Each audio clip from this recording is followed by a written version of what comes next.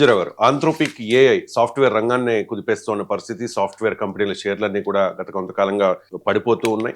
లక్షల మంది సాఫ్ట్వేర్ ఉద్యోగులు రోడ్డు మీద పడతారనే ఆందోళన కూడా నెలకొన్న పరిస్థితుల్లో ఈ ఆంథ్రోపిక్ ఏఐని నిషేధించాలనే డిమాండ్ కూడా వినిపిస్తోంది.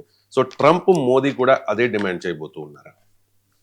ఎస్ అండి. ఇప్పుడు ఆంథ్రోపిక్ ఏఐ ఈ వర్డ్ తెలియని వాళ్ళు లేరు. ఎందుకంటే ఇది ప్రపంచాన్ని అల్లకల్లోలం చేసి, అంటే ఒక రకంగా చెప్పాలంటే మానవ నాగరికతలోనే అతిపెద్ద డిజరప్షన్ అనమాట. అది అంటే అతిపెద్ద అలజడిని క్రియేట్ చేసింది మానవ నాగరికతలోనే. ఎందుకంటే కార్ల్ మార్క్స్ ఒకటి అంటాడండి, తన Karl Marx manifesto, das manifesto ఇవన్నీ ఉంటాయన్నమాట, ఏంజల్స్ అనేది. అందులో ఒకటి అంటాడు అనమాట, ప్రపంచ మానవ పరిణామ క్రమం అంటే ఉత్పత్తి కారకాల్లో చేంజెస్ అంటాడు. అంటే ప్రొడక్షన్ని నిర్ధారించే ఇండెక్సెసే ప్రపంచ మానవ నాగరికతని నిర్ధారిస్తాయి అంటారు. ఇప్పుడు ఏఐ అనేది మానవ ఉత్పత్తిని అది కంట్రోల్ చేసేస్తుంది ఒకేసారి. అంటే మానవులు ప్రిపేర్ అవ్వకుండానే, వచ్చే కొత్తదనానికి, వచ్చే టెక్నాలజీకి ప్రిపేర్ అవ్వకుండానే ఏ ఆంథ్రోపిక్ ఏఐ రిలీజ్ చేసిన క్లాడ్ కోవర్క్ అంటే 11 ప్లగిన్స్లో వచ్చింది. మొత్తం అసలు కోట్ల మందిని ఒకేసారి నిరుద్యోగం చేయబోతుంది అనమాట. మానవ మేధస్సుని దాటైపోతుంది. ఒక రకంగా అంటున్నారు చాలా ఎక్స్పర్ట్స్, ఏమంటున్నారంటే ఇప్పుడు ఈ ఆంథ్రోపిక్ ఏఐ తయారు చేసిన ఈ క్లాడ్ కోవర్క్ ఏఐ ఇప్పుడు తర్వాత వచ్చే 6 నెలల్లో వచ్చేవి ఈవెన్ ఐన్స్టీన్, నోబెల్ లారెట్ల మైండ్ని దాటేసింది అనమాట. అంటే ఊహించుకోండి, మానవుడు ఏ స్థాయిలో అధమ స్థానంలోకి వచ్చేస్తున్నాడు. అంటే మొత్తం మానవ జాతినే యంత్రాలే వలసవాదంలో గెంటైపోతున్నాయి అనమాట. యంత్రాలు పరిపాలించబోతున్నాయి. ఒక రకంగా ఒక బ్లంట్గా నేను చెప్పాలంటే యంత్రాల పరిపాలన, యంత్రాల నాగరికత మొదలైందని చెప్పవచ్చు అనమాట. చూడండి, పెద్ద పెద్ద మూవీస్ మనకు వచ్చినాయి అనమాట. ఇది హాలీవుడ్లో వచ్చినాయి. యంత్రాలు భూమిని ఆక్యుపై చేసినట్టు, ఏలియన్స్ వచ్చినట్టు. ఏలియన్స్ ఎవరో రానవసరం లేదండి, ఏలియన్స్ లాంటి వాళ్ళు వచ్చారు. ఓపెన్ ఏఐ, ఎలాన్ మస్క్, తర్వాత ఆంథ్రోపిక్ సిఇఓ డారియో అమోడై, వీళ్ళు ఏలియన్స్ కంటే డేంజర్ అనమాట. ఈ అమోడై ఒక చెప్తున్నారు, అడోలసెన్స్ ఆఫ్ టెక్నాలజీ అనే ఒక ఎస్సే చేసి, ఎస్సేలో ఆయన చెప్తున్నాడు అనమాట ఒక వ్యాసంలో, మానవుడు రెడీ అవ్వండి, ఇంకో 6 నెలలు అయితే కోట్ల మంది సాఫ్ట్వేర్లో మొత్తం సాఫ్ట్వేర్ రంగమే తుడిచిపెట్టుకోబోతుంది, ఛాలెంజ్ విస్తున్నాడు ఆయన. ఆయన చెప్పేది మీరు ప్రిపేర్ అవ్వండి అని చెప్తున్నాడా, అందరికీ వార్నింగ్ ఇస్తున్నాడు అని అంటే వార్నింగే ఇస్తున్నాడు. అందరూ ఇంటికి వెళ్ళిపోండి, మీ పనులన్నీ నా యంత్రాలే చేస్తాయి, నా ఒక్క కంపెనీ సిలికాన్ వ్యాలీలో ఉంది, శాన్ ఫ్రాన్సిస్కో బేస్డ్ కంపెనీ, నేను ప్రపంచాన్ని నేలేస్తా, ఎలాన్ మస్క్ $1 ట్రిలియన్ కంటే ముందే నేను అయిపోతాను అన్నట్టు మాట్లాడుతున్నాడు ఆయన. ఆయన అన్నది ఎవరు ఎలా తీసుకుంటారో కానీ ప్రజలు భయంకరమైన ఆందోళనలో ఉన్నారు. ఇప్పుడు ఫెడరల్ రిజర్వ్స్ అన్ఎంప్లాయ్మెంట్ ఇండెక్స్లో అమెరికా రికార్డు స్థాయిలో ఉందన్నమాట. 4.5% అన్ఎంప్లాయ్మెంట్ రేట్ ఉంది. ఇండియాలో కూడా 4.6 దాకా అన్ఎంప్లాయ్మెంట్ ఉంది. మళ్ళీ సాఫ్ట్వేర్ ప్రమాదంలో ఉంది. ఇండియన్ ఎకనామిక్ సర్వే ఆల్రెడీ చెప్పింది, సాఫ్ట్వేర్ మళ్ళీ రెసిషన్లోకి వెళ్ళిపోతుంది, ఆర్థిక మాంద్యంలో సాఫ్ట్వేర్ అని. సాఫ్ట్వేర్ ప్రొటెక్షన్ కూడా ఇవ్వడం జరిగింది నిర్మలా సీతారామన్, ముందే తెలిసేమో భారతదేశానికి. తర్వాత అమెరికా ప్రపంచవ్యాప్తంగా ఇప్పుడు 8.2 బిలియన్ పాపులేషన్, అంటే 820 కోట్ల మంది జనాభా ఉంటే అందులో చూడండి అంటే 4.6 అంటే 5% వరకు అన్ఎంప్లాయ్మెంట్ ఉంది. ఇప్పుడు ఎంటైర్ టెక్నాలజీ సర్వీసెస్ సెక్టార్లో ఉన్న ఈ fintech, financial sector, health sector, education sector, legal sector, ముఖ్యంగా సర్వీసెస్లో ఉన్న సాఫ్ట్వేరు, హార్డ్వేర్, ఈ రంగాలన్నీ కూడా కొలాప్స్ అయిపోతున్నాయి అనమాట. దీన్ని ఏమంటారు అంటే, ఏదో కొలాప్స్ అంటే కాదు, ఒక ప్రళయం అనమాట. అంటే ఎప్పుడు కూడా ఒక పెద్ద పెద్ద ప్రళయాలు జరుగుతాయి అంటారు. ఒకటి మహాభారత యుద్ధం తర్వాత కోట్ల మంది చనిపోవడం, రావణ యుద్ధం తర్వాత కోట్ల మంది చనిపోవడం, ఈవెన్ మతాలన్నీ చెప్తే అక్కడ బైబిల్ చెప్పిద్ది, ఇది చెప్తుంది అనమాట ప్రళయం అని. ఒక కొత్తదనం వచ్చేటప్పుడు ఒక ప్రళయం లాంటిది వస్తుంది అనమాట. మరి ఇది మళ్ళీ ఇంకా కొత్తదనం రావడానికి లేదు, యంత్రాల యుగం రాబోతుంది అనమాట. ఎందుకంటే కోట్ల మందిని ఇంటికి గెంటేస్తుంది. అంటే దీనివల్ల ఏమవబోతుంది అందరూ అనుకుంటారన్నమాట, 3వ ప్రపంచ యుద్ధం చేస్తుంది, రష్యా ఉక్రెయిన్ దగ్గర అణుబాంబులు వేయొచ్చు, లేకపోతే ఇరాన్ అమెరికా, లేకపోతే చైనా అమెరికా, ఇది అనుకుంటున్నారు. కానీ అది 3వ ప్రపంచ యుద్ధం కాదండి. దానివల్ల ఏమవుద్దో తర్వాత పెడదాం. కానీ ముందు ఈ అమేడియో, తర్వాత ఈ ఎలాన్ మస్క్లో, ఓపెన్ ఏఐ సిఇఓలు, ఈ 10-15 మంది చేసేదే అసలైన ప్రళయం, అసలైన 3వ ప్రపంచ యుద్ధం. 4-5వ ప్రపంచ యుద్ధాలు కూడా ఒకేసారి చేసేస్తున్నారు వీళ్ళు. చాలా డేంజరస్ అనమాట. ఇంకా ఉత్పత్తిని వాళ్ళు టోటల్ కంట్రోల్ చేయబోతున్నారు. ఏ విధంగా అవబోతుందంటే ఈవెన్ ఫ్యూచర్ గవర్నమెంట్లు కూడా యంత్రాలు కంట్రోల్ చేయబోతున్నాయి. ఫ్యూచర్ గవర్నమెంట్లను కూడా యంత్రాలే కంట్రోల్ చేయబోతున్నాయి అంటే ఊహించుకోండి ఒకటి. తర్వాత ఆర్థిక అల్లకొల్లోలం అంటే కోట్ల మంది అన్ఎంప్లాయీస్ అయిపోతే వాళ్ళు ఏమవ్వాలి? ఆకలి, ఇప్పటికీ అమెరికాలో ఆకలి ఎక్కువైపోయిందంట, అక్కడ అన్ఎంప్లాయ్మెంట్ ఎక్కువైపోయింది, ఎంతో మంది రిజిస్టర్ చేసుకుంటున్నారు అక్కడ. ఈ స్విట్జర్లాండ్ లాంటి దేశాల్లో అయిపోయింది. ఇండియాలో దారుణమైన పరిస్థితులు చూడండి. ఇప్పటికే హైదరాబాద్, బెంగళూరు, ఈ నోయిడా, పూణే, చెన్నై ఇవన్నీ ఎందుకు గ్రోత్ అవుతుందంటే బికాజ్ ఆఫ్ సాఫ్ట్వేర్.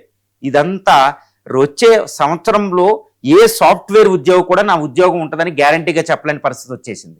ఇంకా సాఫ్ట్వేర్ కొలాప్స్ అవ్వబోతుంది ఈ ఆంథ్రోపిక్ ఏఐ వస్తే. ఆర్థిక సంక్షోభం, అల్లకొల్లోలం జరిగిపోతుంది. ఇక్కడ ఈ ఏఐని ఏం చేయాలో చెప్పే సందర్భంలో ఒక మహాత్మా గాంధీ సర్వోదయ మూమెంట్కి సంబంధించి ఒక మాట అంటారన్నమాట. అందరూ అంటారు గాంధీని ఏమని తిడతారంటే గాంధీ టెక్నాలజీకి వ్యతిరేకం అని తిడతారన్నమాట. కానీ మహాత్మా గాంధీ చెరకు పట్టుకున్నప్పుడు ఒక అద్భుతమైన మాట ఇచ్చారన్నమాట. అందుకనే there is a relevance for Mahatma Gandhi. ముందే ఊహించేశారేమో మహాత్మా గాంధీ. ఆయన ఏం చెప్తారంటే నేను టెక్నాలజీ ఏదైనా తెచ్చుకోండి, కానీ మానవుణ్ణి నిరుద్యోగం చేసే టెక్నాలజీ మనకు వద్దంటాడు ఆయన. యంత్రాలకు ఆయన వ్యతిరేకం కాదు, ఏదైనా తెచ్చుకోండి, అది కాంప్లిమెంటరీగా ఉండాలంటే మానవుడికి. అంతేకాని మానవుడు బదులు యంత్రం రావడాన్ని ఆయన తప్పుపడతారు. మానవుడు నిరుద్యోగం చేస్తూ యంత్రం రావడానికి తప్పుపడతాడు ఆయన. ఒక అద్భుతంగా చెప్తారన్నమాట, చాలా జాగ్రత్తగా సటిల్ మైండ్తో దాన్ని చూడాలన్నమాట. ఒక అద్భుతం ఉంటుంది. మరి మహాత్మా గాంధీని ఇప్పుడు స్మరించుకోవాలి కదా అందరూ. ఏమని క్రిటిసైజ్ చేస్తారంటే ఆయన ఇప్పుడు మాట్లాడమనండి.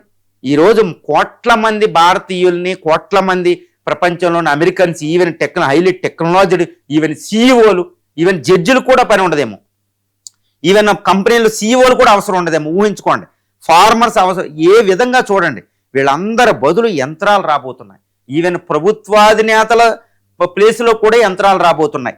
ఈవెన్ సెక్స్ టూల్స్ కూడా, కాపరాలు చేయడానికి కూడా యంత్రాలు రాబోతున్న పరిస్థితి మనం చూస్తున్నాం.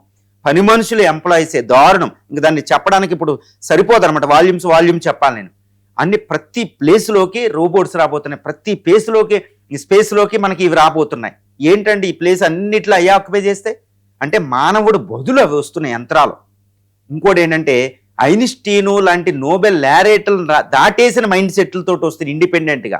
అవే మూడో ప్రపంచ యుద్ధాన్ని చేయవా, రష్యా డెడ్ హ్యాండ్ న్యూక్లియర్ కోడ్లు అన్నీ అవి తీసేసుకుంటాయండి, మూడో ప్రపంచ యుద్ధాన్ని ప్రకటిస్తాయి. ఇది ఎంతో కాలం అయితే లేదు. ఈవెన్ శాటిలైట్ అన్నిటినీ కంట్రోల్ చేస్తాయి అవి. భారత వ్యవసాయం మనం ఏం తినాలో ఎలాంటి దారుణంగా కంట్రోల్ చేస్తాయి, మనల్నే శాసించే స్థాయికి వస్తాయి. ఇదంతే కల్పితాలు అనుకున్నారు ఒకప్పుడు, ఇమాజినేషన్, ఇప్పుడు నిజం. ఆ నిజమే వాళ్ళు చెప్తున్నారు. ఓపెన్ సిఏఓ ఆరియో డానియో వీళ్ళు చెప్తున్నారు, అమిడియోలు. సో చాలా డేంజరస్. మరి ఏం చేయాలి అంటే ఫిబ్రవరి 19, 20 తారీఖుల్లో భారతదేశంలో ఏఐ ఇంపాక్ట్ సమ్మిట్ జరగబోతుంది. దీనికి తర్వాత యుఎస్ నుంచి, ప్రపంచం నుంచి ఎంతో మంది సైంటిస్టులు వస్తున్నారు. అంటే దానికోసం ఎలా ఉపయోగపడాలి మానవ చరిత్రకి, మానవుడికి అనేది చర్చించడానికి వస్తున్నారు. AI impact summit.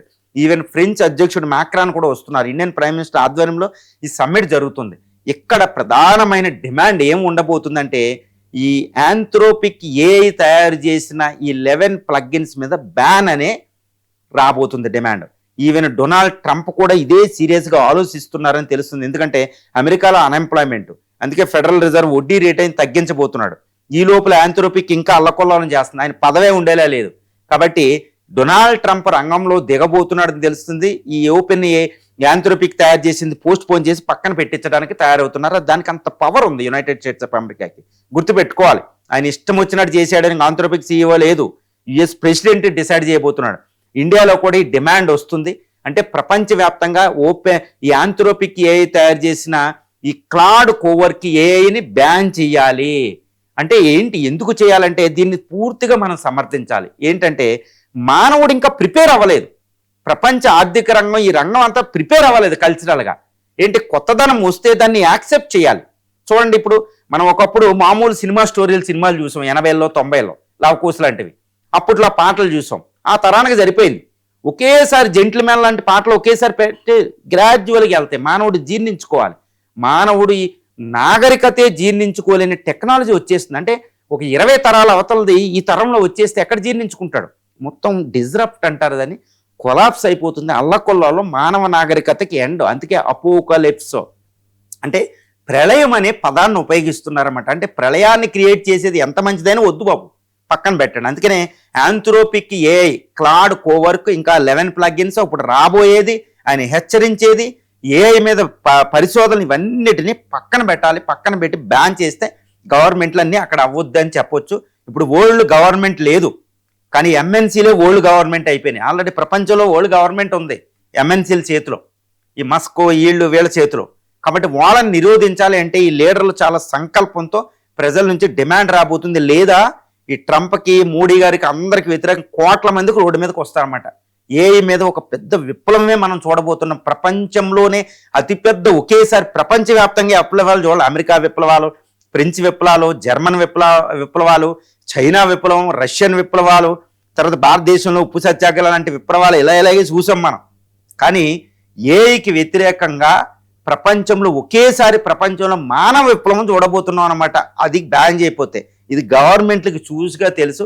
కాబట్టి ఆంథ్రోపిక్ ఏఐని పక్కన పెట్టించాలి, మూల పెట్టించాలి. ఆ టెక్నాలజీ భవిష్యత్తులో మానవుడు ప్రిపేర్ అవ్వడానికి ఆయన వదులుకోమనండి. ఆయన $1 ట్రిలియన్ పర్సన్ అయిపోవడానికి ప్రపంచ మానవుని కూడా సంహరించడానికి రెడీగా ఉంటాయి ఎంఎన్సీలు. కాబట్టి ఇది అంగీకరించకూడదు. ఈ డిమాండ్ ఏఐ ఇంపాక్ట్ సమ్మిట్లో అతిపెద్ద డిమాండ్ అవబోతుంది న్యూఢిల్లీలోనే. ఎందుకంటే చాలా దేశాధినేతలు అక్కడికి వస్తున్నారు. ఈవెన్ ట్రంప్ కూడా పరిశీలిస్తున్నారు. కాబట్టి ఓపెన్ ఏఐని ప్రస్తుతం బ్యాన్ చేయాలనేదే అందరూ కోరుకునేది.